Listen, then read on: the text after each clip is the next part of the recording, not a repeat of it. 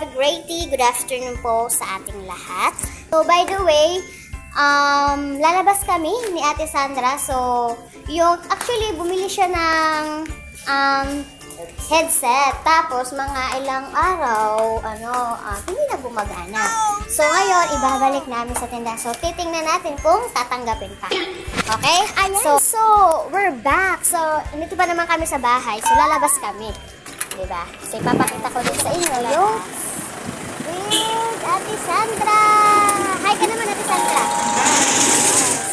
So, pupunta kami ng tindahan. So, try natin na kung mapalitan pa yung headset na binili niya last time. So, bali, ang thinking namin, So, na-scam. Okay. So, ay, nako. So, mahaba-haba pa itong lalakarin namin ni Ate Sandra. Ayan.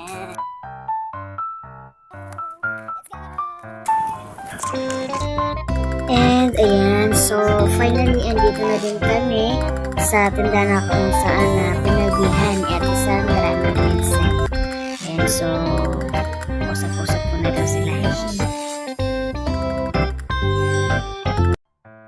Ayan guys, so andito na kami right now sa bahay, nakarating na. Diba? So actually guys, good news kasi napalitan yung headset ni Ate Sandra. Diba? So actually, yun na yun.